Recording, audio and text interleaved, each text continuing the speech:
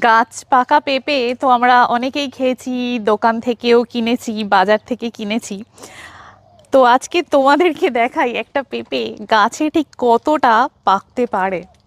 দেখো, মানে রংটা শুধু দেখো, এত সুন্দর উজ্জ্বল কমলা রং। পাখিদের জন্য এতদিন রাখা ছিল, কিন্তু তাদের চোখ বোধহয় এটাতে পড়েনি। তো আমাদেরই ভাগ্য ভালো, এটাকে খেতে পারবো। আমার মনে হয় এর পরে যদি রেখে দিই, এটা হয়তো পচতে শুরু করবে, আর খাওয়া যাবে না। তো যাই হোক, আজকে এটা তাহলে পেড়ে ফেলা যাক। ফাটাফাটি দেখতে হয়েছে, কি সুন্দর রং। এবং এই পেঁপেগুলো খেতেও কিন্তু দারুণ। আর এখানটাতে না, এই যে এরকম ইয়ে হয়ে গেছে, তার কারণ এটার উপরে যেই পেঁপেটা ছিল তার সাথে ঘষা লেগে লেগে এই জায়গাটা এরকম হয়ে গেছে। তো পিঁপড়েদের ভালোই হয়েছে, ওদের ফিস্ট হয়েছে। এবার আজকে তো ছুটির দিন, এবার আমরা খাবো এই গাছ পাকা পেঁপে। চলো যাওয়া যাক।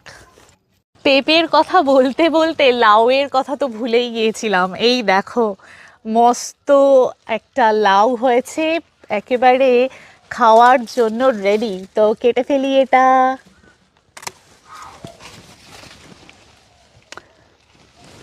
লাউয়ের সাইজ দেখো কি বিশাল, 2.5 কিলো মতো তো হবেই মনে হচ্ছে। আর পেঁপেটা বোধহয় 1 কিলোর কাছাকাছি হয়ে যাবে। আজকে ভাবছি কয়েকটা পাকা করলা দিয়েই আর কি কিছু একটা বানাবো, তার কারণ এখন করলা প্রায় শেষ।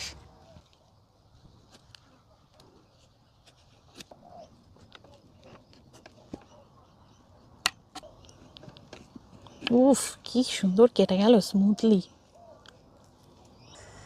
উফ, ধরা যাচ্ছে না, এত নরম পেঁপে, ভেঙে গেছে এখানটাতে।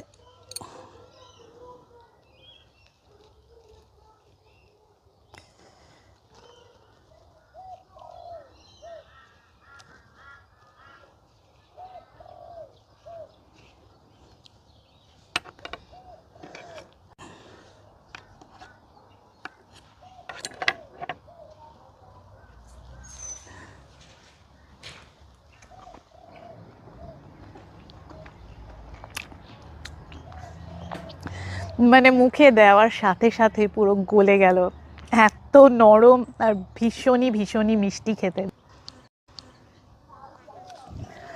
খোলা আকাশের নিচে বাগানের মধ্যে গাছ পাকা পেঁপে খাওয়ার আনন্দটা সত্যিই অন্য রকম।